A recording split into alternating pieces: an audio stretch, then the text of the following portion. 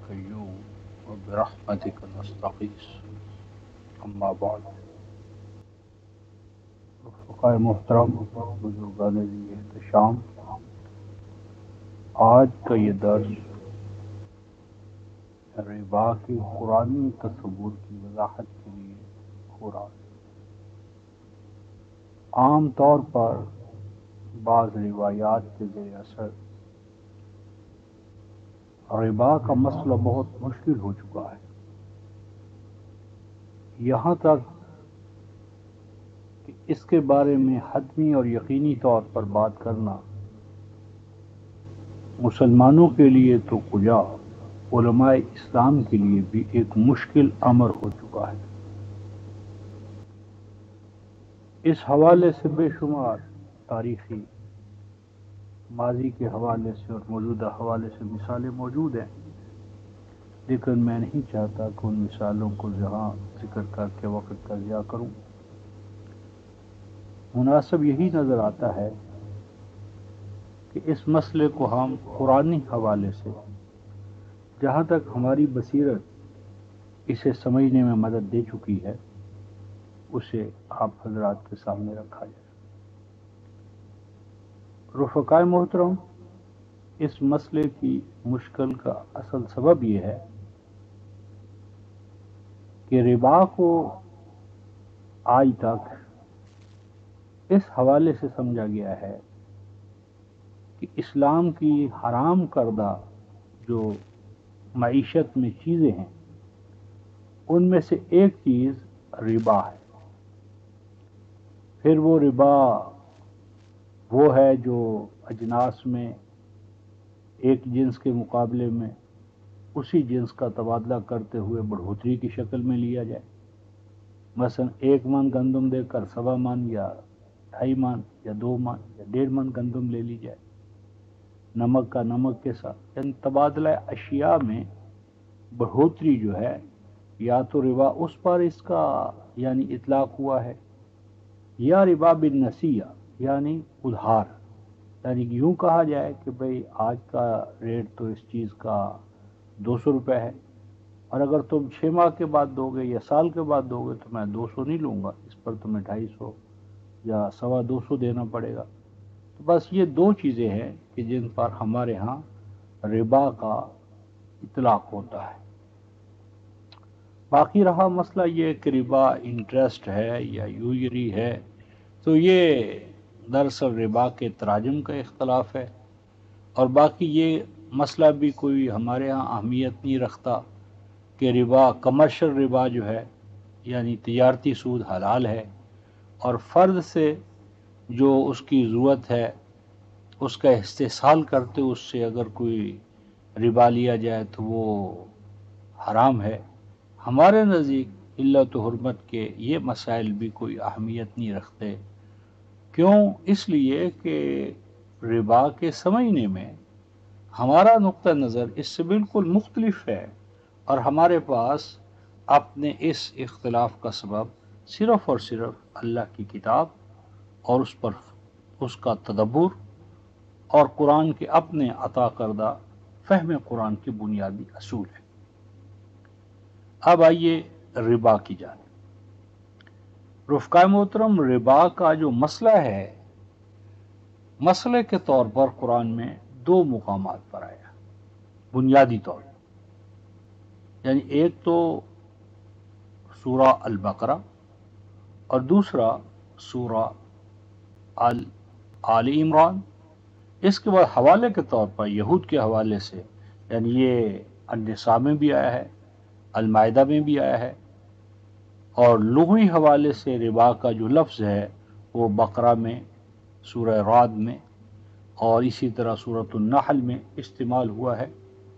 لیکن امت مسلمہ کے حوالے سے ربا کی حرمت جو ہے یا ربا کے جو مفاسد اور نقصانات جو ہیں وہ 2 بنیادی صورتوں میں استعمال ہوئے آئے ہیں یا استعمال ہوئے ہیں، یعنی سورہ البقرہ اور سورہ آل عمران۔ اب دیکھیے ان دونوں مقامات کا پس منظر کیا ہے۔ سب سے پہلے ہم سورہ البقرہ میں جب آتے ہیں تو ہم دیکھتے ہیں کہ قرآن حکیم نے سورہ البقرہ کی آیت 261 سے انفاق یا صدقات کا موضوع استعمال کیا ہے۔ انفاق یا صدقات کیا ہے؟ قرآن نے یہ تصور دیا ہے کہ ہر وہ صلاحیت کا ماحصل وہ کسی بھی شکل میں کیوں نہ ہو، اصلاً و اصولاً ہر وہ چیز جو آپ کی بنیادی ضروریات سے زائد ہے، اس کی خواہ شکل یا شیپ کچھ ہی کیوں نہ ہو، اصلاً و اصولاً وہ آپ کے ذاتی استعمال میں نہیں آ رہی، تو اس کا استعمال کرنا آپ کے بھائی کا حق ہے۔ یعنی مومن سب کے سب امت واحدہ ہیں، امت مسلمہ کل کی کل بھائی بھائی ہیں، اور رسالت کی اساس پر ان کو ایک لڑی میں پرویا گیا ہے۔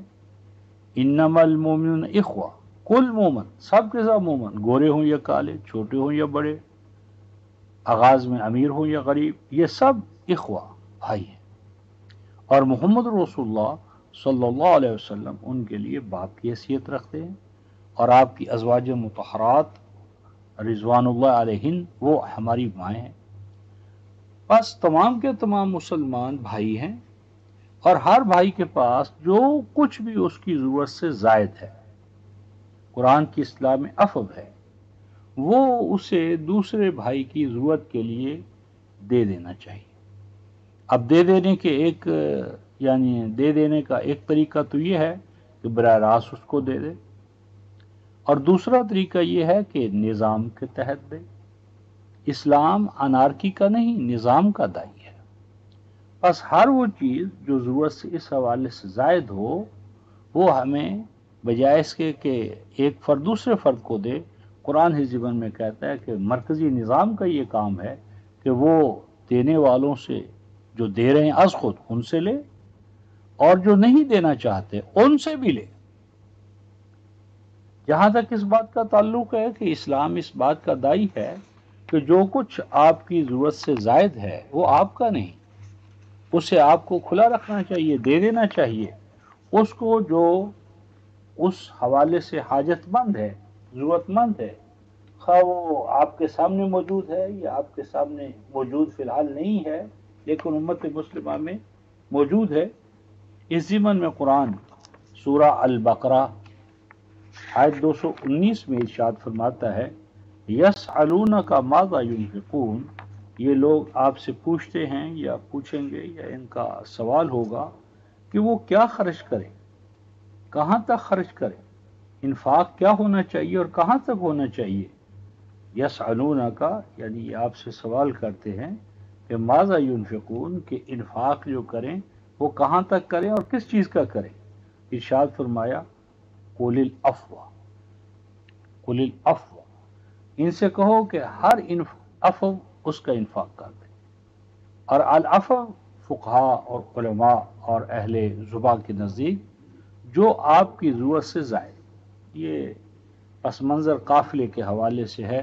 قافلہ جب چلتا ہے تو وہ اپنا زادرہ اپنے ساتھ لے کر چلتا ہے، اتنا جو کچھ کہ اس نے جتنا یعنی سفر میں ٹائم لگانا اس سے کچھ زیادہ ہی ہو۔ اسی طرح ہر فرد جو ہے وہ اہتمام کرتا ہے کہ کچھ نہ کچھ وہ اپنی ضرورت سے زیادہ لے کر چلے، ایسا نہ ہو کہ کہیں کوئی ایسا ہنگامہ پیش آ جائے کہ وہاں پر وہ یعنی جتنا کچھ پہلے اندازہ کر چکا تھا وہ ناکافی ثابت ہو۔ تو بہرحال عفو زائد از ضرورت، اور صرف اتنی بات نہیں، جس طرح کہنے والے کہتے ہیں جی کہ ایک آدمی کی ضرورت زیادہ ہے دوسرے کی کم ہے، تو قرآن اس امر کا داعی ہے مومنوں کے حوالے سے کہ مومن قرآن انہیں کہتا ہے کہ جو یؤثرون علی انفسہم ولو کان بہم خصاصہ، یؤثرون علی انفسہم ولو کان بہم خصاصہ، سورہ الحشر آیت نمبر 9۔ مومن تو وہ ہیں جو اپنے مومن بھائیوں کو ان کی ضروریات کو ترجیح دیتے ہیں اپنی ذات پر اور اپنی ضروریات پر۔ یعنی اگر ایک شخص بھوکا ہے اور میرے پاس 2 روٹیاں ہیں تو اس 2 روٹیوں پر میرے بھوکے بھائی کا بھی اتنا ہی حق ہے جتنا میرا، لہٰذا ہم 2 روٹیوں کو بانٹ لیں گے، ایک وہ کھائے گا اور ایک میں کھاؤں گا۔ اور اگر اسی دوران ایک تیسرا بھائی آ جاتا ہے جو اس سے بھی زیادہ بھوکا ہے تو وہ ان 2 میں شریک ہو جائے گا۔ یعنی قرآن یہی نہیں کہتا کہ جو ضرورت سے زیادہ، نہیں، ضرورت کا بھی تعین کیا جاتا ہے، زیادہ ضرورت کہاں ہے، کم ضرورت کہاں ہے، اور بھوکا رہ کر بھی ہم اپنے سے بڑے بھوکے کی بھوک کو دور کرنے کے پابند ٹھہرائے گئے۔ تو یؤثرون علی انفسہم ولو کان بہم خصاصہ، نتیجہ یہ نکلے گا کہ اگر ایک شخص جو ہے وہ ایک محل بنا رہا ہے اور اس کے دائیں بائیں اہل ایمان ہیں کہ جن کے لیے جھونپڑا بھی میسر نہیں ہے، تو ایسا شخص مومن نہیں ہے کہ جو اپنے لیے محل بنا رہا ہے، مکان پر مکان بنا رہا ہے، اور دائیں بائیں اہل ایمان اس کے ساتھی اور رفیق مسلمان ایسے ہیں کہ جن کے لیے سر چھپانے کے لیے جھونپڑا نہیں ہے۔ یہ ایمان کے قطعاً منافی ہے۔ حکومت کا فریضہ ہے کہ وہ ایسا اخلاقی اور تربیتی نظام وضع کرے کہ جہاں پر یہ ایمانی اخوت والی اسپرٹ پیدا ہو کہ کوئی شخص جو 2 روٹیاں کھا رہا ہے وہ 2 روٹیاں کھانے سے پہلے اس امر کا تعین کرے کہ کہیں اس کے دائیں بائیں کوئی بھوکا انسان تو نہیں ہے۔ ہر بھوکے کو بھوک سے نجات دلانا، ہر بے سہارے کو سہارا دینا، ہر بے مکان کو مکان مہیا کرنا، ہر حاجت مند کی ضرورت کو پورا کرنا تمام اہل ایمان کا اجتماعی فریضہ ہے۔ اس وقت جو کچھ ہم عالم اسلامی میں دیکھ رہے ہیں رفقائے محترم، یہ اسلام تو کجا، اس کو تو آپ انسانی حوالے سے بھی غیر انسانی قرار دیتے ہیں۔ تو جو چیز غیر انسانی ہے اس کا اسلام سے کیا تعلق ہے؟ خیر، بات یہ ہو رہی تھی کہ قرآن نے ربا کا مسئلہ جو البقرہ میں البقرہ کی آیت 275 سے لے کر 278 تک ہے، یہ مسئلہ کس پس منظر میں آ رہا ہے؟ یہ پس منظر ہے صدقات کا، یعنی 261 آیت سورہ البقرہ کی نکال کر آپ دیکھ سکتے ہیں، یہاں سے نظام انفاق یا نظام صدقات شروع ہوتا ہے۔ صدقات ہر وہ چیز جو آپ کی ضرورت سے زائد آپ از خود دے دیں مرکز کو، یا مرکز آپ سے لے لے، آپ کا وہ دے دینا، خواہ وہ آپ کا یعنی مالی تعاون ہو، آپ کا وقت ہو، سرمایہ ہو، جدوجہد ہو، جو دوسروں کی فلاح ویلفیئر کے لیے آپ وقف کریں گے، دیں گے، وہ صدقہ ہے۔ صدقہ بئی معنی کہ وہ یعنی شہادت ہے، عملی شہادت ہے اس بات کی کہ جو کچھ آپ کے پاس تھا اسے آپ اپنا نہیں سمجھتے، آپ نے اللہ کے ہاں سے جنت پانے کے لیے وہ دے دیا، کیونکہ قرآن حکیم نے سورہ التوبہ آیت 111 میں ایمان والوں کے حوالے سے یہ بیان فرمایا کہ یسألونک ماذا ينفقون قل العفو، کہ نہیں یہ بات نہیں، بلکہ سورہ التوبہ کی آیت 111 میں فرمایا ان اللہ اشترى من المؤمنین انفسهم واموالهم بان لهم الجنہ، کہ بلا شبہ اللہ مومنوں سے خرید چکا ہے ان کی جانیں بھی اور ان کا مال بھی۔ کیوں خرید چکا ہے؟ بان لهم الجنہ، انہیں جنت عطا کرنے کے لیے۔ گویا کہ جنت کو پانے کے لیے واجب ہے، لازم ہے، اگر کوئی شخص مومن ہے تو وہ اس کے لیے لازم ہے کہ وہ اپنی جان اور اپنا مال بیچ چکا ہو، اور جب وہ جان و مال بیچ چکے گا تو لازمی بات ہے کہ اب جان اس کی نہیں، مال اس کا نہیں، وہ جان اور مال کس کی ہے؟ اللہ کی ہے۔ لہٰذا ایمان کے حوالے سے مومن کا مقام یہ ہے کہ وہ نہ جان کا مالک ہے اور نہ وہ اپنے مال کا مالک ہے۔ جان اور مال کا مالک ہونے کی بجائے قرآن اسے کیا کہتا ہے؟ وہ جان و مال کا امین ہے، یعنی اللہ تعالیٰ نے جان اور مال کو خرید لیا ہے ہم سے۔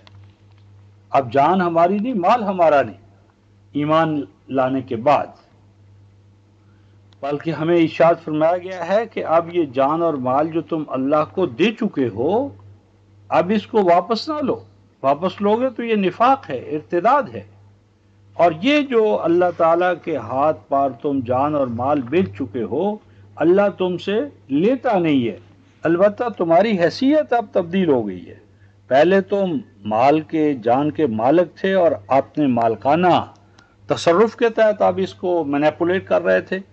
آج کے بعد اب تم نے اس جان اور مال کو اللہ اور رسول یعنی مرکزی نظام جو ہے اللہ اور رسول کا، اللہ کے کلام کی اساس پر قائم ہونے والے سینٹرل سسٹم اور نظام کے تحت اب تم نے یہ سب کچھ اس پر تصرف کرنا ہے. اگر حکم ہوگا کہ فلاں جگہ اپنا وقت لگا دو، وقت کے لیے چلے جاؤ، جدوجہد کے لیے نکلو. اور اگر کہا جائے کہ تمہاری جدوجہد کا محصل جو تمہارا ہے اس میں سے اتنا تم فلاحی کاموں کے لیے دے دو، اپنے بھائی بندوں کی فلاح اور اصلاح کے لیے دے دو، تو وہ دے دینا. یہ کیا ہوگا؟ یہ صدقہ ہوگا. اور تمہاری حیثیت اب کیشیئر کی ہے. قرآن حکیم نے سورہ الحدید کی آیت نمبر 7 میں ارشاد فرمایا انفقوا مما جعلکم مستخلفین فیہ، انفاق کرو، خرچ کرو، کھلا رکھو اس میں سے جو اللہ کا دیا ہوا اب تمہارے پاس ہے. اب وہ تم اللہ کو دے چکے ہو، بیچ چکے ہو مومن بننے کے بعد 9111 کی روح سے. اب جو کچھ تمہارے پاس ہے وہ امانت ہے. امین ہو تو مالک نہیں ہو، تو امین ہونے کے ناطے سے امانت کا تقاضا یہ ہے کہ مالک کا جو حکم آئے اس کے مطابق دے دو. تو یہ جو دے دینا ہے رفقا محترم، یہ صدقہ کہلاتا ہے کہ اس کی دلیل ہے کہ وہ دینے والا صادق ہے. تو اس طرح نظام صدقات سورہ البقرہ میں ہمارے سامنے موضوع شروع ہوتا ہے آیت 261 سے، اور یہ 274 تک چلا جاتا ہے. اور قرآن کا اصول یہ ہے کہ تعرف الاشیاء بازدادہا، قرآن بائی کنٹراسٹ اپنے حقائق کو بیان کرتا ہے. یعنی ایمان ہے تو ساتھ کفر بیان کرے گا، اہل النور ہیں تو اہل ظلمات کو بیان کرے گا، اہل ایمان ہیں تو اہل نفاق کو بیان کرے گا. الحیات الدنیا کا بیان ہے تو مقابلے میں الحیات الآخرہ کا بیان ہوگا. تو یہ قرآن کا اسلوب ہے تاکہ ایک دوسرے کے متقابل چیزیں آنے سے وہ اور زیادہ واضح ہو جائیں. تو ابھی ہم نے سورہ البقرہ کی آیت 261 میں نظام صدقات شروع کیا، اور نظام صدقات اپنی پوری جامعیت اور اکملیت کے ساتھ یہ 274 آیت تک ہمارے پاس یعنی سامنے آیا 14 آیات میں. اور اس کے بعد 4 آیتوں کے اندر اللہ تعالیٰ نے اس نظام کی ضد میں جو نظام ہے وہ کیا؟ نظام ربا، اس کا بیان کیا. یعنی ربا کا نظام، نظام صدقات یا قرآن کا نظام زکوٰۃ و تزکیہ اس کے مقابلے میں ہے. یعنی ایسا نہیں ہے کہ ربا جو ہے وہ حرام کردہ اشیاء میں سے کوئی چیز ہے، کوئی شے ہے، نہیں، غلط. نظام ربا نظام زکوٰۃ کے متقابل ایک نظام ہے. یعنی معیشت کے اکنامک سسٹم کے 2 پیٹرنز ہیں، یا یوں سمجھو کہ 2 نظام ہے معیشت ہیں. ایک قرآن کی اصطلاح میں نظام زکوٰۃ ہے، نظام تزکیہ ہے، نظام صدقات ہے، نظام انفاق ہے. یہ چاروں نام الگ الگ نہیں ہیں، ایک ہی حقیقت کے یہ 4 پہلو ہیں. ان چاروں حقائق پہ مشتمل نظام جسے ہم نظام تزکیہ، نظام زکوٰۃ کہتے ہیں، نظام زکوٰۃ کے مقابلے میں ایک دوسرا نظام ہے جس کو قرآن نے نظام ربا کہا ہے. پس جس نظام میں فرد اپنی صلاحیتوں کو، جان، مال، وقت، انرجی، جو کچھ اس کے پاس ہے وہ اس سے اپنی ضرورت کو پورا کر لے، اور جو اس کی ضرورت سے زیادہ ہو اس کا وہ اپنے آپ کو مالک نہ سمجھے، بلکہ وہ دوسروں کی فلاح کے لیے از خود دے دے. اور از خود نہ دے تو مومن حکومت کا، مسلم حکومت کا فریضہ ہے کہ یہ اس سے لے لے. خذ من اموالہم صدقاتن، یعنی اگر وہ نہ بھی دے گا تو اس سے جبرن اور قہرن لیا جائے گا. یہ اس کے ایمان کا لازمی تقاضا ہے. قرآن نے اس سے یعنی فرد کی ڈسکریشن پہ نہیں چھوڑا کہ چاہے تو دے دے اور چاہے تو انکار کر دے. قرآن کہتے ہیں خذ من اموالہم صدقاتن، کہ جو کچھ یعنی ان کی ضرورت سے زیادہ ہے تو وہ آپ رسول کو حکم ہوتا ہے کہ آپ ان سے لے لیں. یعنی ان کے اوپر نہیں چھوڑا کہ چاہیں تو دے دیں اور چاہیں تو نہ دیں، بلکہ فرمایا گیا ہے کہ آپ ان کے اموال میں سے صدقہ لیں، حاصل کریں۔ اور تو یہ سورہ جو تھی التوبہ، اس کی آیت 103 میں فرمایا گیا تھا خذ من اموالہم صدقۃ۔ اب جہاں تک اس بات کا تعلق ہے کہ نظام زکوٰۃ اور نظام ربا یہ ایک دوسرے کے اپوزٹ نظام ہیں، ایک دوسرے کے متقابل نظام ہیں، اور ہم ان کو ایک دوسرے کے متقابل ہی کے طور پر صحیح معنی میں سمجھ سکتے ہیں، ورنہ معاملہ جو ہے وہ ہمارے سامنے پوری طرح کھلے گا نہیں جس طرح آج تک ہمارے سامنے ہو رہا ہے۔ تو یہ جو بات ہے اس کو ہم قرآن حکیم میں دیکھتے ہیں۔ قرآن حکیم نے ان دونوں نظاموں کو ایک دوسرے کے متقابل ہی کے طور پر بیان کیا ہے۔ آئیے ہم اس حوالے سے قرآن حکیم سے رہنمائی حاصل کریں۔ قرآن حکیم اس ضمن میں یوں ارشاد فرماتا ہے، یہ سورہ جو ہے وہ الروم 30ویں سورہ اور 30ویں سورہ کی آیت 38 میں قرآن حکیم نے اس مسئلے کو یوں بیان فرمایا ہے۔ یہ سورہ آل عمران سورہ الروم 30ویں سورہ اور آیت نمبر 38 ارشاد ربانی ہے۔ یہ 38 اور 39 پہلے 38 آیت میں جو کچھ کہ انسان کے پاس ضرورت سے زیادہ ہو وہ اپنے عزیز و اقارب مادی اور اقارب ایمانی مومن بھائی، ان کے لیے اس کو دے دینے کو، خرچ کرنے کو خیر قرار دیا ہے، اور اس کا جذبہ محرکہ یا انسینٹیو یہ بتایا ہے کہ اس سے تمہیں اللہ تعالیٰ کی رضا حاصل ہوگی، یعنی تم نفوس راضیہ و مرضیہ بن جاؤ گے۔ اس کے بعد ارشاد فرماتے ہیں آیت نمبر 39 سورہ روم آیت نمبر 39 ارشاد ربانی ہے، وَمَا آتَيْتُم مِّن رِّبًا لِيَرْبُوَ فِي أَمْوَالِ النَّاسِ فَلَا يَرْبُو عِندَ اللَّهِ وَمَا آتَيْتُم مِّن زَكَاةٍ تُرِيدُونَ وَجْهَ اللَّهِ فَأُولَٰئِكَ هُمُ الْمُضْعِفُونَ۔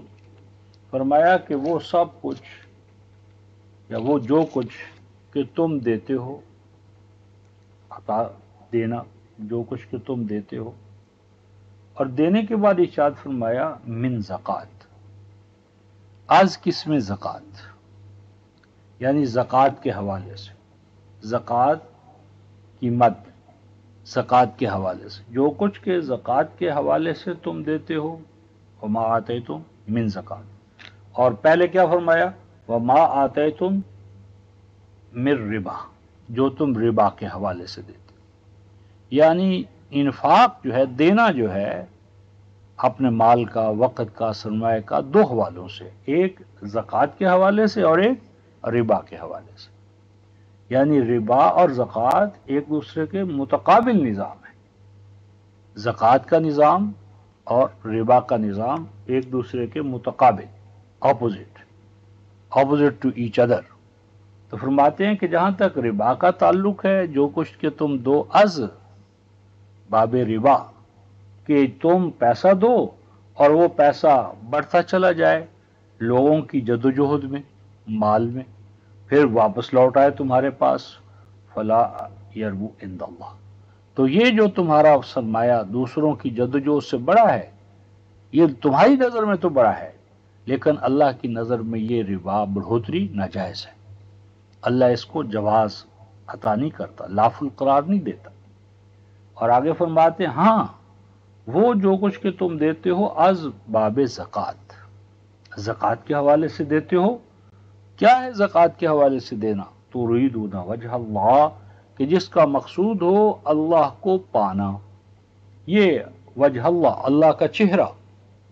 اصل میں اسلام کا تصور ربوبیت یہ ہے کہ انسان، یا تصور انسان یہ ہے کہ انسان کو دو زندگیاں اللہ تعالیٰ نے عطا کی. ایک اس کی مادی زندگی ہے جسے ہم فزیکل لائف کہتے ہیں، اور ایک اس فزیکل لائف کے اوپر اس کی ہیومن لائف ہے، زندگی، انسانی زندگی. یہ جو فزیکل لائف ہے یہ اینیملسٹک، حیوانی زندگی، یہ ذریعہ ہے. اور اصل زندگی کیا ہے؟ ہیومن. وہ قرآن کی اصطلاح میں نفخت فیہ من روحی فقعوا لہ ساجدین، وہ ہے انسان کی انسانی زندگی. اور یہ انسانی زندگی جو ہے یہ ایک ڈیوائن انرجی ہے، فورس ہے، قوت ہے، طاقت ہے. اور اس قوت و طاقت کو جو امکان کے طور پر ہوتی ہے، اس کی ایکٹوائزیشن کرنا، نشو و نما کرنا، اس کو صحیح، اس کی یعنی ابھارنا، اسے تکمیل یافتہ ذات کے طور پر ڈھالنا، یہ دراصل اسلام کا اصل فلسفہ ہے. یعنی قرآن نے ذات انسانی، ہیومن پرسنالٹی، یعنی انسان کے پاس ذات ہے، پرسن ہے، پرسنالٹی ہے، اور اس کے بعد اللہ کے پاس ہے. تیسری اس کائنات میں کوئی نہیں ہے جس کے پاس ذات یا اللہ کے پاس ہے یا انسان کے پاس ہے. اللہ کے پاس اصل ذات ہے، فعال ذات ہے، ذات ہے اس کی اپنی، کسی کی عطا کردہ نہیں ہے. اور انسان کے پاس ہے تو ذات، لیکن یہ اللہ کی عطا کردہ ہے. یہ ایک امکان ہے. ہو سکتا ہے کہ آپ اسے کام میں لائیں، اور یہ بھی ہو سکتا ہے ضائع کر بیٹھے. تو ذات انسانی کی نشو و نما اصل دین ہے. ذات انسانی کی نشو و نما. اب اس ذات انسانی کی نشو و نما کے لیے ہمارا جو مادی وجود ہے اور یہ پوری کائنات کی تخلیق ہے، وہ ہے ہی اس لیے کہ ہماری ذات میں، میری اور آپ کی ذات میں ذات انسانی کی نشو و نما ہو سکے. تو زکوٰۃ دراصل ذات انسانی میں صفات الہیہ کو اعلی حد بشریت پیدا کرنا ہے. یعنی دین کا مقصود کیا ہے؟ کہ انسان کو اللہ تبارک و تعالیٰ کی صفات سے آگاہ کرنا اور ان صفات الہیہ کا انسانی ذات میں اعلی حد بشریت ریفلیکشن پیدا کرنا. یعنی بندہ خاکی نہاد، ایسا بندہ، انسان جس کی اساس کس پر ہے؟ خاک پر، پانی، مٹی، ہوا، تراب پر، تین لازم پر. اس کو بندہ مولا صفات بنانا، ایسا بندہ بنانا، ایک ایسا پیکر بنانا کہ جس پیکر میں صفات الہیہ کا انعکاس ہو. یہ مقصود دین ہے، یہی تزکیہ ہے. اسی کے لیے انبیاء ہے، اسی کے لیے قرآن پاک ہے. یہی نوع انسانی کا آخر آئیڈیل ہے، اور اس سے بڑھ کر کوئی آئیڈیل ہو نہیں سکتا. جس طرح کہ لوہا کیا ہوتا ہے؟ آگ کے ساتھ جو شامل ہوتا ہے تو وہ لوہا رہتے ہوئے آگ کی صفات اپنا لیتا ہے. وہ لوہا رہتا ہے لیکن وہ صفات کے حوالے سے آگ بن جاتا ہے. اسی طرح مومن بشر رہتے ہوئے، انسان رہتے ہوئے، وہ اللہ تعالیٰ کی صفات اپنا کر بندہ مولا صفات بن جاتا ہے. تو دراصل بندے کو، انسان کو بندہ مولا صفات بنانا یہ زکوٰۃ ہے، یہ نشو و نما ہے، یہ ذات انسانی کا تزکیہ ہے. یہ ایک مستقل موضوع ہے رفقائے محترم. میں نے عرض یہ کر رہا تھا کہ قرآن میں زکوٰۃ بمقابل آیا ہے ربا کے. ربا ہر وہ جدوجہد، عمل اور بالخصوص نظام کہ جس میں ہر انسان منفعت کے لیے، فائدے کے لیے، وہ تجارتی فائدے ہوں، مالی ہوں، منفعت، جتنی بھی منفعت، یہ جو آج کی اصطلاح میں سرمایہ دارانہ نظام، یعنی یہ جو آپ کا اکنامک سسٹم ہے کیپٹلزم کی اساس پر، یہ دراصل نظام ربا ہے. اور اس کے مقابلے میں ہر وہ نظام کہ جس میں جدوجہد کرنے والے کا ہدف یا آئیڈیل نفع نہ ہو بلکہ خدمت ہو، سروس ہو، دوسرے کی فلاح ہو، دوسرے کی بقا ہو، اور قرآن کی اصطلاح میں نظام ربوبیت، رب والی صفات، اپنے آپ کو ربانی بنانا مقصود ہو۔ اور رب والا انسان کس طرح بنتا ہے؟ اس طرح بنتا ہے کہ جد و جہد کرے، اس لیے کرے کہ اس سے دوسرے میرے بھائی کے اندر ربانیت پیدا ہو۔ یعنی ہم کھائیں تو اس سے ہمارا جسم بڑھتا ہے، اور جب ہم کھلائیں تو اس میں ہماری ذات بڑھتی ہے۔ جب ہم مکان اپنی ذات کے لیے بنائیں گے، فرض کر لیں، تو یہ ہماری کیا ہے؟ یہ ہماری اینیملسٹک ہے۔ اور جب ہم یعنی انسٹنکٹ ہے، اور جب ہم مکان دوسروں کے لیے بنائیں تو اس سے ہمارے اندر ربانیت پیدا ہوگی۔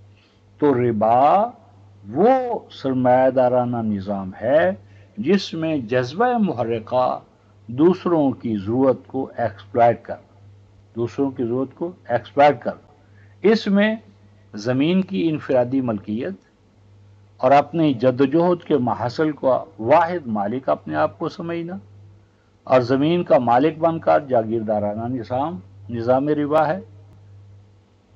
بٹائی پر زمینیں دے دینا نظام ربا ہے۔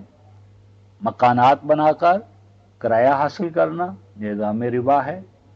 لاٹریاں، ہر وہ جس میں آپ کی جد و جہد انوالو نہیں ہوتی، اور اس جد و جہد کو جس میں آپ کی جد و جہد جس کام میں انوالو نہ ہو، سرمایہ ہو آپ کا، وہ آپ اس کی اساس پر بڑھوتری، منفعت، جو کچھ بھی حاصل کرتے ہیں وہ سب کا سب نظام ربا ہے۔ تو قرآن حکیم نے ربا کو بمقابلہ زکوٰۃ، نظام زکوٰۃ، تو یہ اس وقت ہم سورہ روم اس کی آیت 39 کے حوالے سے گفتگو کر رہے ہیں۔ جو تم زکوٰۃ کے حوالے سے دیتے ہو کہ جس کا مقصود اللہ کی ذات کو، رضا کو، پسندیدگی کو پانا ہوتا ہے، فَأُولَٰئِکَ هُمُ الْمُضْعِفُونَ، تو یہ ہیں کہ وہ جس سے ذات انسانی کے اندر صحیح معنی میں اللہ کی نظر میں بڑھوتری ہے، اضافہ ہے، اس میں قدر و قیمت پیدا ہوتی ہے۔ تو اب تک جو کچھ میں نے عرض کیا ہے، اس میں ایک بات تو یہ آئی کہ ربا یعنی حرام اشیاء میں سے کسی شے کا نام نہیں ہے، بلکہ یہ نظام زکوٰۃ کے مقابلے میں ایک دوسرا نظام ہے، دو معیشت کے نظام ہے، ایک حرام ایک حلال۔ حرام نظام معیشت کیا ہے؟ جس میں یعنی جسے آج ہم سرمایہ دارانہ نظام کہتے ہیں، انفرادی مفاد پرستی کا نظام، یعنی انسان جدوجہد کرے تاکہ دوسروں کی جو ضروریات ہیں، ان کو پورا کرنا وہ اپنا اخلاقی ایمانی نصب العین نہ بنائے، بلکہ دوسروں کی ضروریات کا استحصال کرنا، دوسروں کی ضرورت کو بنیاد بنا کر اپنے لیے منفعت حاصل کرنا، یہ جس نظام میں بھی ہے وہ نظام ربا ہے۔ اور وہ نظام جدوجہد کا طریقہ کار کہ جس میں ہر انسان جدوجہد اس لیے کرتا ہے کہ اس کی بھائی کی ضرورت کو پورا کرے، تاکہ اس کے نتیجے میں اس کے اندر اللہ تبارک و تعالیٰ کی صفت رب پیدا ہو جائے، اور اس طرح وہ ربانی بن جائے، رب والا بن جائے، بندہ مولا صفات بن جائے۔ اور یہ دین کا مقصود ہے۔ دین کا مقصود ہی کیا ہے؟ قرآن حکیم کی اصطلاح میں یعنی انبیاء کی جو بعثت ہے، انبیاء دنیا میں کیوں تشریف لائے ہیں؟ اس لیے کہ آپ کو اور مجھے اور کل نوع انسانی کو، بالخصوص اہل ایمان کو ربانی بنایا جائے، رب والا بنایا جائے۔ یعنی ربانیت جو ہے وہ دین کی مقصود ہے۔ قرآن حکیم نے سورہ آل عمران میں ارشاد فرمایا کہ کسی بشر کے لیے، انسان کے لیے، خواہ وہ نبی ہو، یہ روا نہیں کہ وہ انسانوں سے اپنی ذاتی اطاعت کرائے، اپنے آپ کو مرجع بنا لے، شارع بنا لے۔ یہ ایک بہت بڑی بھول ہے ہم مسلمانوں میں کہ ہم انبیاء کو شارع سمجھتے ہیں۔ شارع بمعنی لا گیور، شریعت بنانے والے، قانون بنانے والے، نظام بنانے والے۔ یہ شرک ہے۔ رفقا محترم، نظام عطا کرنا، نظام کی اقدار کا تعین کرنا، یہ خالق و مالک کا کام ہے۔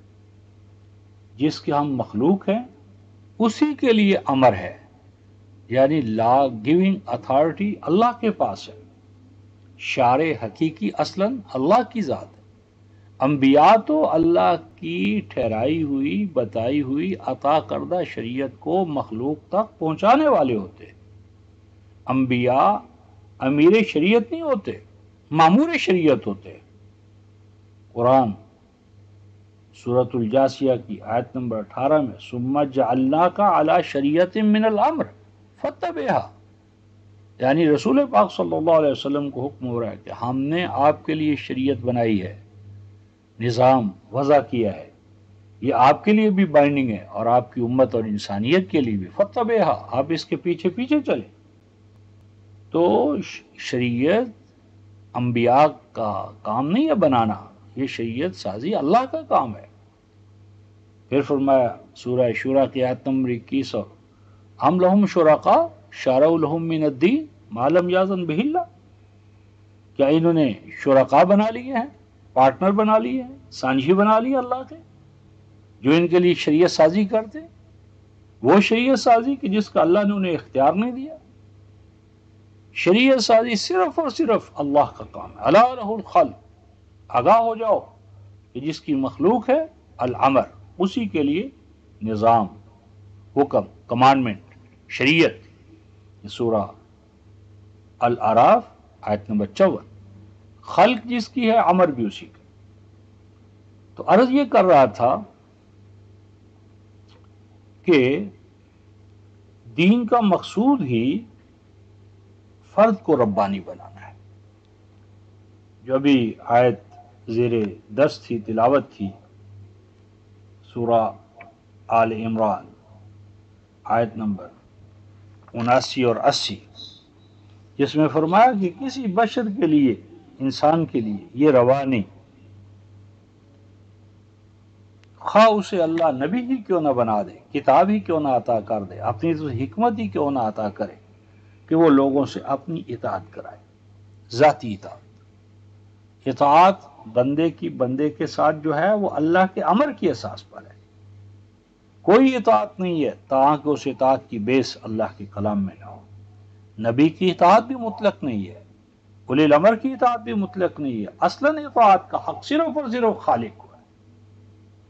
پھر خالق نے یہ اپنا حق اپنے امر، اپنے کلام، اپنے نظام کے تحت مقید کر کے، اور رسول اور اولی الامر کو، اور یہ تا قیام قیامت چلنے والا نظام ہے۔ تو یہ جو نظام ربوبیت ہے، نظام عبودیت ہے، اللہ کی طرف سے آنے والا امر اور نظام ہے، اس کی غائب کیا ہے، نبوت کا مقصود کیا ہے؟ تو اس ضمن میں سورہ آل عمران آیت نمبر 80 میں ارشاد فرمایا کہ وَلَا يَأْمُرُكُمْ أَن تَتَّخِذُوا الْمَلَائِكَةَ وَالنَّبِيِّينَ أَرْبَابًا، کہ نبی ہو، رسول ہو، کوئی بھی ہو، وہ تمہیں کبھی یہ نہیں کہے گا کہ اسے یا اس جیسے انبیاء کو، کائناتی قوتوں کو، ملائکہ کو رب بناؤ۔ اَيَأْمُرُكُمْ بِالْكُفْرِ بَعْدَ إِذْ أَنْتُمْ مُسْلِمُونَ، تم اس کے پاس اسلام سیکھنے کے لیے گئے تھے، کیا تمہیں اسلام کی بجائے وہ کفر کی تعلیم دے گا؟ ناممکن ہے، وہ ایسا نہیں کر سکتا۔ وہ کیا کرے گا؟ فرمایا وہ کہتا یہ ہے وَلَكِنْ كُونُوا رَبَّانِيِّينَ بِمَا كُنْتُمْ تُعَلِّمُونَ الْكِتَابَ وَبِمَا كُنْتُمْ تَدْرُسُونَ، سورہ آل عمران آیت 79۔ وہ تو تمہیں ربانی بنائے گا، اور ربانی کس طرح بنتے ہیں؟ کتاب کی تعلیم سے اور کتاب کے درس سے۔ گویا کہ تعلیم و تدریس کتاب کا آئیڈیل کیا ہے؟ امت کو، انسانیت کو ربانی بنانا۔ تو کہہ میں یہ رہا تھا کہ ربا حرام اشیاء میں سے کوئی چیز نہیں ہے، بلکہ حرام نظام ہے، اکنامک سسٹم جس کا نام ربا ہے، یہ بمقابلہ نظام زکوٰۃ ہے۔ نظام زکوٰۃ میں کیا ہے؟ ذات انسانی کی نشو نما، ذات انسانی کی نشو نما، اس میں ربانی صفات کا اعلی حد بشریت پیدا کرنا، یہ نظام زکوٰۃ ہے، اس کو صدقات بھی آپ کہہ سکتے ہیں۔ اور اس کے مقابلے میں جس نظام میں فرد صرف حیوان بن کے رہ جائے، ایک لدو جانور بن کے رہ جائے، جس کی زندگی کا مقصود و ہدف کیا ہو، کھانا پینا، بچے پیدا کرنا، مر جانا، یہی دراصل نظام کفر، نظام ربا ہے۔ اور آج کی اصطلاح میں، آج کی دنیا میں یہ جو سرمایہ دارانہ نظام ہے، یہ نظام کفر ہے اور نظام ربا ہے، کہ جس میں ہر فرد دوسرے فرد کی ضرورت کو پورا کرنے کی بجائے اس کو ایکسپلائٹ کرنے کے لیے تیار ہو رہا ہے۔ اور نتیجہ کیا نکلتا ہے؟ قرآن نے 1400 سال قبل اس کا نقشہ کھینچا ہے۔ سورہ النحل 16ویں سورہ جو ہے، اس کی آیت نمبر 92-93 میں قرآن کہتا ہے کہ اگر یہ پہلے قرآن نے نظام کے حوالے سے گفتگو کی ہے، سورہ النحل آیت نمبر 90 میں، کہ ان اللہ یامرکم بالعدل والاحسان وایتاء ذی القربى وینہی عن الفحشاء والمنکر والبغی یعظکم لعلکم تذکرون۔ فرمایا کہ اللہ تمہیں 3 چیزوں کا حکم دیتا ہے اور 3 چیزوں سے روکتا ہے۔ جن 3 چیزوں کا حکم دیتا ہے وہ کیا ہے؟ عدل، احسان اور ایتاء ذی القربى۔ عدل ہے کسی کی جو جدوجہد ہے، محنت ہے، اس کا پورا پورا اس کو بدلہ دے دینا۔ یعنی آپ نے طے کیا کہ بھئی اگر آپ اتنے گھنٹے کام کریں گے تو اس کے نتیجے میں آپ کو اتنا کمپنسیشن یا اتنا معاوضہ دوں گا میں آپ کی اس جدوجہد کا۔ اور یہ جو معاوضے کی بات آئی ہے، اس میں قرآن حکیم نے معاوضہ دینے والے اور لینے والے دونوں کے مابین ایک ایسا معاہدہ کرنے کو لازم قرار دیا جو دونوں کی رضامندی پر ہو۔ یہ معاوضہ نہیں ہے کہ جو ملازم رکھنے والے ہیں وہ اپنی ایک تنظیم بنا لیں، حکومت انہیں حق دے دے اور وہ طے کر لیں کہ بھئی ہم تو یہ دیں گے۔ یہ غلط ہے، یہ جبر ہے، یہ معاہدہ نہیں ہے۔ معاہدے میں لازم ہے کہ جو کام کرنے والے ہیں ان کے نمائندے بھی شامل ہوں اور جو کام لینے والے ان کے نمائندے بھی شامل ہوں، اور یہ ایک معاہدہ طے پائے کہ یہ ہے اتنے ٹائم کا، اس صلاحیت کا بدلہ جو اسے ملنا چاہیے۔ خیر، اب جو اس طرح باہم رضامندی سے جو پیمنٹ دینا طے پا جائے وہ دے دینا، یہ عدل ہے۔ اچھا، اب اگر ایسا دیکھا گیا یا دیکھا جائے کہ جو عدل کی اساس پر اس کو مل رہا ہے، اس سے تو اس کی ڈیفیشنسی دور نہیں ہوگی، لائبلٹیز پوری نہیں ہوں گی، اس سے تو اس کے مسائل حل نہیں ہوں گے، تو اس کی ڈیفیشنسی کو دور کرنے کے لیے از خود ہماری طرف سے اسے دے دینا، یہ احسان ہے۔ احسان کا معنی حسن پیدا کرنا۔ ہر بھائی کو، مومن بھائی کو حسین و جمیل بنانا ہر مومن بھائی کا فریضہ ہے۔ ہر مومن وقف ہو جائے کہ وہ اپنے دوسرے مومن بھائی میں حسن و جمال پیدا کرے، ٹو بیوٹیفائی ادرس۔ اور جب ہر فرد دوسرے فرد کو حسین و جمیل بنانے کے لیے وقف ہوگا تو معاشرہ پورے کا پورا حسن و جمال کا شاہکار بن جائے گا۔ ہمارے ہاں تو ہر فرد دوسرے فرد کو لوٹنے پر، نوچنے پر، جو اس کے منہ میں لقمہ ہے اس کو چھیننے پر وقف ہے۔ پورے کا پورا معاشرہ، شرق ہو یا غرب، ہر جگہ استحصال ہے، ہر جگہ انسان کا شکاری ہے، ہر جگہ انسان کو لوٹ رہا ہے۔ لوٹ مار کا نام ہم نے تجارت رکھ دیا ہے، کاروبار رکھ دیا ہے۔ اور ڈگریوں کا حصول کیوں ہے؟ ڈگریاں کیا ہیں؟ کس قدر رفقائے محترم اس نظام نے ہمیں، یعنی خود غرض ہی نہیں، ظالم اور خونخوار درندوں سے نہیں، بلکہ ہم اپنے مقام سے کتنے گر گئے. دیکھیے آپ ڈگریاں لینے کے لیے یہاں آئے ہیں، بڑی بڑی ڈگریاں لے کر جائیں، اور یہ ڈگریاں لے کر ہم کہاں جاتے ہیں؟ منڈی میں. کس منڈی میں؟ جس کے اندر سرمایہ رول کرتا ہے.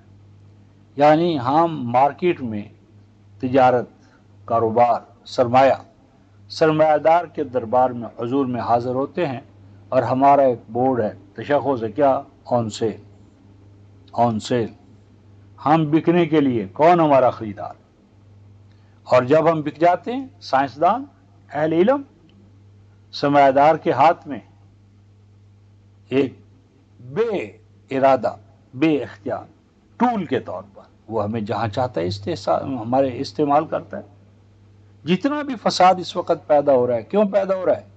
کہ علم اور سائنس سرمایہ دار کے ہاتھ میں بے اختیار و بے ارادہ ٹول بن کے رہ گئے، جہاں چاہے استعمال. ہیروشیما پر، ناگاساکی پر، جہاں چاہے. تو علم کی حکمرانی قائم ہونے کی بجائے مال کی حکمرانی. علم غلام، اجیر ہے، اور سرمایہ حاکم. سرمایہ کی حکمرانی کی بجائے علم اور حکمت کی حکمرانی، یہ قرآن اس کا داعی ہے. قرآن کہتا ہے نو انسانی کی فلاح ناممکن ہے تاکہ علم اور حکمت کو، اخوت و انسانیت کو، ربانیت کی قدروں کو تاکہ انسان حکمران نہ بنائے. اور یہ مسئلہ سائنسز سے حل نہیں ہوگا رفقائے محترم. سائنسز سے یہ مسئلہ حل نہیں ہوگا. یہ علم بالوحی ہے، اللہ کا کلام ہے، اللہ کی طرف سے آنے والا نظام ہے جو انسانوں کے مابین ملاپ کرا سکتا ہے. اور یہ اللہ کے بندوں کو ملاپ کرا دینے والا کلام روئے زمین پر صرف اور صرف مسلمانوں کے پاس ہے. اور یہ مسلمانوں کا نہیں ہے. یقیناً مسلمان اس کا نام لیتے ہیں، لیکن یہ کلام تو الناس کے لیے ہے، ہیومینٹی آن دا ہول اس کا مخاطب. تو خیر، عرض یہ کر رہا تھا کہ یہ جو نظام ربوبیت، نظام زکوٰۃ، اس نظام کے اپوزٹ چلنے والا نظام جسے آج سرمایہ دارانہ نظام کہتے ہیں، یہ نظام ربا ہے. قرآن میں جہاں بھی یہ آیا ہے بمقابلہ آیا ہے صدقات کے. بقرہ میں بھی ہم نے دیکھا، آل عمران میں بھی آپ دیکھ سکتے ہیں، آیت نمبر 200 یعنی 29-30 میں، سورہ آل عمران آیت 129-130 میں، اور اسی طرح سورہ النحل میں ہم یہ دیکھ رہے ہیں کہ اللہ تعالیٰ نے پہلے عدل کا، یعنی جو جد و جہد ہے اس کے مقابلے میں منصفانہ یعنی معاوضہ، اور اگر اس سے ضرورت پوری نہ ہو تو احسان یعنی دوسرے کو حسن کو قائم رکھنے کے لیے دے دینا. اور تیسری چیز قرآن نے کہی ہے ایتاء ذی القربا، کہ دینے میں وہ جذبہ محرکہ ہو، وہ سٹیج آ جائے کہ جس طرح تم اپنے عزیز و اقارب کو، بیٹے اور بیٹیوں کو دیتے ہو. یعنی بیٹے اور بیٹیوں کو دینے میں کیا ہمارا جذبہ محرکہ یہ ہوتا ہے کس نے آج کتنا کام کیے، یا کون آج کام کرنے کا زیادہ اہل تھا؟ کیا جو ہمارا بچہ بیمار ہے، یا وہ بچہ جو بھی یعنی چارپائی پر پڑا ہے نرم و نازک، اس کی ضروریات کو ہم پوسٹ پون کرتے ہیں یا پورا نہیں کرتے؟ یعنی ہم اپنے بیٹے بیٹیوں ان کی ضروریات کو کس طرح پورا کرتے ہیں؟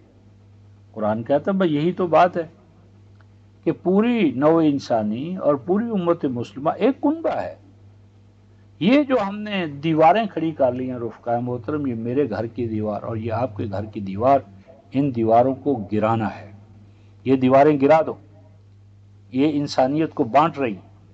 یہ امت مسلمہ کے مابین جو خلیجیں حائل کر لی، ان کو گرا دو.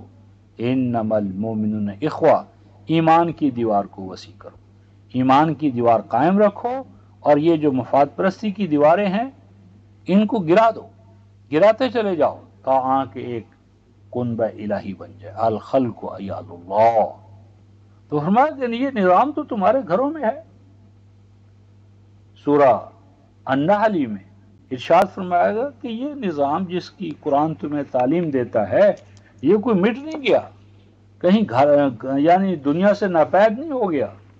فرمایا کہ اللہ تعالیٰ نے نشان کے طور پر اس نظام کو تمہارے سامنے رکھا ہے. واللہ جعل لکم من انفسکم ازواجا وجعل لکم من ازواجکم بنین وحفدا ورزقکم من الطیبات افبالباطل یؤمنون وبنعمت اللہ هم یکفرون. سورہ النحل آیت نمبر 72. اوپر تھا کہ جو کچھ ضرورت سے تمہاری زائد ہو وہ ان کو دے دو جن کے پاس ضرورت سے کم ہے. اور دلیل فرمایا دلیل کے لیے کہیں باہر جانے کی ضرورت نہیں. اپنی بیویوں پر کس طرح خرچ کرتے ہو, بچوں پر کس طرح خرچ کرتے ہو, بچوں پر کس طرح خرچ کرتے ہو, کیا اس لیے خرچ کرتے ہو کہ اس نے جدوجہد کتنی, یا یہ جدوجہد کا جذبہ محرکہ ہوتا ہے کہ یہ میرا ہے. تو پس میرے کے اندر تم نے بخل داخل کر لیا. میرا تم نے وہی سمجھا جو تمہارے خون سے, سیر سے, سلب سے, نسل سے ہے. قرآن کہتا کہ نہیں, تمہاری اصل نسل کیا ہے, سیڈ کیا ہے, وہ تمہارا ایمان ہے. تو ایمان کی اساس پر ہماری اخوت ہے, ایمان کی اساس پر ہماری ابوت ہے. ہم سب مومن بھائی بھائی ہیں اور محمد رسول اللہ ہمارے باپ ہیں. تو کل نوع انسانی کو ایک کنبہ الہی بنانا یہ دین کا مقصود ہے. الخلق عیال اللہ. صرف اسی نظام سے عداوتیں, نفرتیں دور ہوں گی اور اسی سے ہم صحابہ والا ایمان اپنے اندر پیدا کریں گے اور صحابہ کی طرح مہاجر و انصار بنیں گے.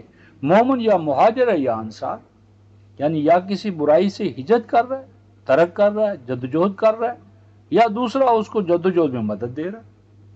ہر فرد برائی سے یعنی اللہ کے احکام کی خلاف ورزی سے نجات پانے کی جدوجہد میں ہے اور دوسرا اس کی مدد کے لیے ہے. ہر مومن بیک وقت مہاجر بھی ہے اور انصار بھی. اور یہ ایمان اور نصرت, ہجرت اور نصرت, یہی دو دین کے اساسی نکات ہیں.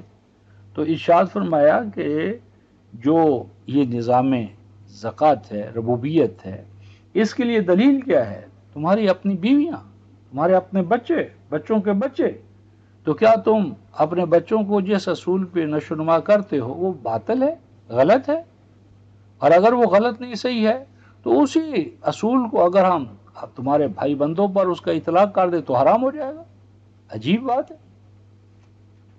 تو پھر ارشاد فرمایا کہ اگر یہ نظام جو عدل, احسان اور ایتاء ذی القربہ والا ہے اس کو اپناؤ, اور اس کے مقابلے میں ایک دوسرا نظام ہے فحشاء, منکر اور بغی. فحشاء کیا ہے؟ بخل, حرص اور لالچ. جو کچھ ہے وہ اپنی ذات کے لیے سمیٹ کر رکھ لینا. اس کی دلیل کیا ہے؟ سورہ البقرہ آیت 269. فحشاء بخل کے معنی میں سمیٹ لینا, ہورڈنگ کرنا, اپنی ذات کے لیے بھی بچوں کے لیے رکھ لینا اور دوسروں کے بچوں کو, انسانیت عامہ کو, امت مسلمہ کو اس سے الگ سمجھنا. یہ فحشاء ہے. اور منکر ہے دوسروں کو اجنبی سمجھ کر ان سے دور ہوتے چلے جانا, اور اس طرح دور ہوتے چلے جانا کہ ایک کنبہ الہی جو ہے امت مسلمہ جو ہے گروہوں میں, طبقات میں تقسیم ہو جائے. یہ کیا ہے؟ یہ بغی ہے. اس کے بعد ارشاد فرماتے ہیں وَأَوْفُوا بِعَهْدِ اللَّهِ إِذَا عَاهَدتُّمْ. یہ عدل, احسان اور ایتاء ذی القربہ والے نظام کا ہم نے عہد کیا ہے. جنتی معاشرہ 9/111 جنتی معاشرہ قائم کرنا, یہی تو ہمارا عہد ہے. اور جنت کے حوالے سے بھی یہ بات نوٹ فرما لیں کہ جنت کے حوالے سے جو کہنے والے کہتے ہیں بس جنت تو بھی مرنے کے بعد ہے, غلط بات ہے. قرآن حکیم نے سورہ رحمان کی آیت نمبر 46 میں ارشاد فرمایا وَلِمَنْ خَافَ مَقَامَ رَبِّهِ جَنَّتَانِ. یعنی جو قومیں اللہ تعالیٰ کی عطا کردہ اقدار کے ساتھ ہم آہنگ ہو جائیں, یعنی جو اقدار, ویلیوز, سسٹم آف ویلیوز, اور قرآن تو آیا ہی اس لیے انہی اقدار سے انسانیت کو آگاہ کرنے کے لیے. تو اگر وہ اقدار وحی, اقدار قرآن, اگر تم ان کو اپنا لو, ان کے ساتھ ہم آہنگی اختیار کر لو, تو حیات دنیا میں بھی جنت, حیات آخرہ میں بھی جنت. تو حیات دنیا اور حیات آخرہ کی جنت کی ضمانت عطا کرنا, یہی تو دراصل قرآن کا مقصود ہے. قرآن آیا ہی اس لیے ہے کہ آپ کو حیات دنیا میں بھی جنت عطا کرے اور حیات آخرہ میں بھی جنات. تو جنت ہی جنت حیات دنیا میں بھی اور حیات آخرہ میں بھی. یہ جنت عطا کرنا جو ہے، اس کی ضمانت فراہم کرنا جو ہے، یہ قرآن حکیم کا مقصود ہے. اور جنت کیا ہوتی ہے؟ جنت کے بارے میں بھی ہمارے ذہن میں کوئی واضح بات نہیں ہے، جبکہ قرآن نے دو ٹوک انداز میں جنت کا جو ابتدائی نقشہ ہمارے سامنے رکھا تھا وہ ہمیں آج چونکہ یاد نہیں رہا، اس لیے ہم مسائل میں گرفتار ہیں. جنت کیا ہے؟ جنت ایک ایسا معاشرہ ہے کہ جس معاشرے میں ہر فرد دوسرے فرد کی بنیادی ضروریات زندگی کی فراہمی کے لیے وقف. مثلا قرآن حکیم سورہ طٰہٰ 20ویں سورہ آیت بھی 120 ہے اس میں کہتا ہے کہ اللہ تعالیٰ نے آدم سے کہا، آدم سے مراد قرآن میں نوع آدم ہے، کسی ایک فرد کی بات نہیں ہو رہی، اور دلیل اس کی سورہ الاعراف آیت نمبر 9 اور 10 کہ آدم سے مراد کل نوع آدم، یعنی آدم نمائندہ ہے آدمیت کا. تو ارشاد فرمایا، اے آدم، اب اس جنت سے ایسا نہ ہو کہ تجھے ابلیس یعنی نیگیٹو تخریبی قوتیں، مفاد پرستی کی جو جذبات ہیں، وہ تجھے کہیں اس جنت سے نکالنے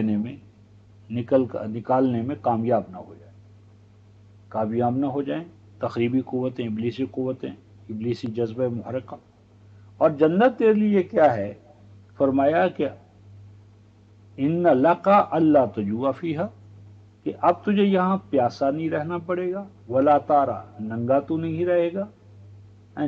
یہاں بھوک اور دھوپ یہ تجھے تنگ نہیں کریں گے، یعنی بھوک، پیاس، سرما اور گرما کا موسم اور ننگا پن، یعنی یہ جو چیزیں ہیں، یعنی یہ اب تیرے لیے پچھتاوے کا، اکتاہٹ کا، تنگی کا باعث نہیں بنے گی.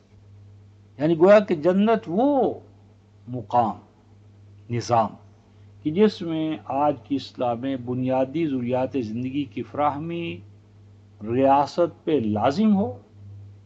اور ریاست اس لزوم سے کس طرح عہدہ برا ہوگی؟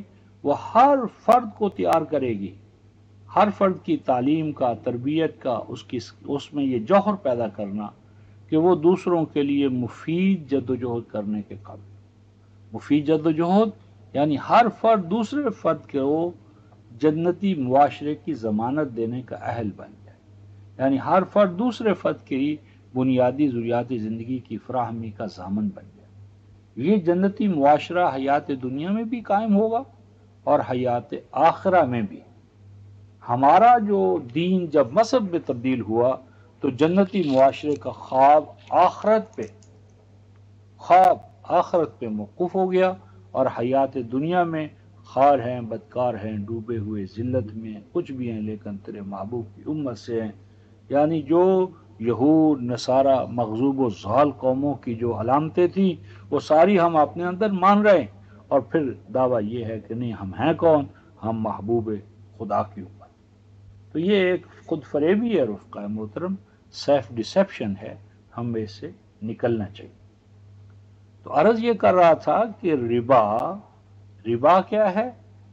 یعنی انفرادی مفاد پرستی کا جذبہ محرکہ اور انفرادی مفاد پرستیوں کا ضامن نظام، جسے آج نظام سرمایہ داری کہتے ہیں. تو یہ جو قائم ہوتا ہے اور عدل، احسان اور ایتاء ذی القربیٰ سے انسان کٹتا ہے، تو پھر جو نقشہ ہے قرآن نے کھینچا، وہ جس کا ابھی میں ذکر کر رہا تھا سورہ النحل کی آیت 92 میں، کہ ان تکون امۃ ہی اربا من امہ، ہر امت دوسری کو چراغا سمجھ لیتی، ہر امت دوسری امت کا استحصال کرنا اپنا دین بنا لیتی، اس کے وسائل کا، اس کے افراد کا، اس کی جغرافیائی سچویشن کا. ہر فرد، ہر امت فرد کو چر رہا ہے، فرد کو قتل کر رہا ہے، فرد کا استحصال کر رہا ہے، اور قوم کا کر رہی ہے.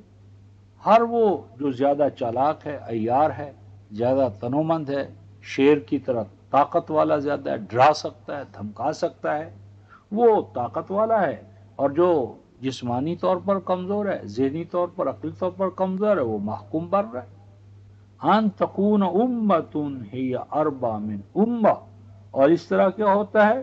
فرمایا تذوق السوء، تذوق السوء بما صددتم عن سبیل اللہ۔ اس کے نتیجے میں کیا ہوتا ہے کہ ہر فرد اپنی جدوجہد کو، محنت کو، دخل کو اس طرح بناتا ہے کہ دوسروں کا استحصال کرے، دوسروں سے آگے بڑھ جائے، دوسروں کو پچھاڑ دے، اور اس کا نتیجہ کیا ہے کہ زوال آتا ہے۔ یعنی اس سے کیا ہوتا ہے؟ مزہ چکھاتا ہے انسان اللہ تبارک و تعالیٰ اپنے قوانین کے تحت، کیا؟ زوال کا، یعنی تباہی آتی، یعنی تباہی اور بربادی جو ہے وہ اس طرح آتی ہے، اور امتیں تباہ و برباد ہوتی ہیں۔ تو ان امتوں کو تباہی اور بربادی سے بچانے کے لیے لازم ہے کہ اللہ تبارک و تعالیٰ نے جو ہمیں نظام زکوٰۃ، نظام ربوبیت عطا کیا ہے، اس کو ہم قائم کریں، اور اگر وہ قائم نہیں کریں گے تو قرآن کی اصطلاح میں آیت نمبر، سورہ النحل کی آیت نمبر 94 آپ دیکھیں، اس میں فرمایا گیا وَلَا تَتَّخِذُوا أَيْمَانَكُمْ دَخْلًا بَيْنَكُمْ، کہ اپنے جو معاہدے ہیں، ایگریمنٹس ہیں، کاروبار ہیں، ان کو تم اپنی ذاتی آمدن کا ذریعہ نہ بنا لو۔ اگر ایسا کرو گے فَتَزِلَّ قَدَمٌ بَعْدَ ثُبُوتِهَا، تو تم اپنے آپ کو اسٹیبلش کر لینے کے باوجود تباہ و برباد ہو جاؤ گے، تمہارے قدم ڈگمگا جائیں گے۔ وَتَذُوقُوا السُّوءَ بِمَا صَدَدتُّمْ عَنْ سَبِيلِ اللَّهِ، اور اللہ کے نظام ربوبیت کو ترک کرنے کی وجہ سے تمہارے لیے کیا ہوگا؟ ڈکلائن ہوگا، متوازن معاشرہ قائم نہیں رہے گا، ہر جگہ توازن شکنیاں ہوں گی، اور توازن شکنیوں کے نتیجے میں وَلَكُمْ عَذَابٌ عَظِيمٌ، یہ دردناک سزا ملے گی۔ قرآن ایک خلاصہ کلام یہ ہے رفقائے محترم کہ نظام ربا بمقابلہ نظام صدقات ہے، اور اس کی دلیل سورہ روم 39ویں سورہ 30ویں سورہ اور آیت نمبر 39، اور دوسری دلیل کہ جہاں بھی نظام یعنی ربا پر قرآن نے بحث کی ہے، نظام صدقات کے مقابلے میں کی ہے، اور دلیل سورہ البقرہ آیت 261 سے 274 تک نظام زکوٰۃ، صدقات، انفاق، اور اس کے بعد آیت نمبر 275، 76، 77، 78 میں کیا؟ نظام ربا۔ تو اب اس کے بعد رفقائے محترم یہ دیکھنا ہے کہ نظام زکوٰۃ کیا ہے، جو نظام ربا کے مقابلے میں، تو اس پر اگلی نشست میں گفتگو کریں گے۔ اللہ تبارک و تعالی ہمیں اپنی کتاب کا بہتر تعلیم بننے اور اس کا عامل اور حامل بننے کی توفیق عطا فرمائے۔ آخر دعوانا ان الحمد للہ رب العالمین۔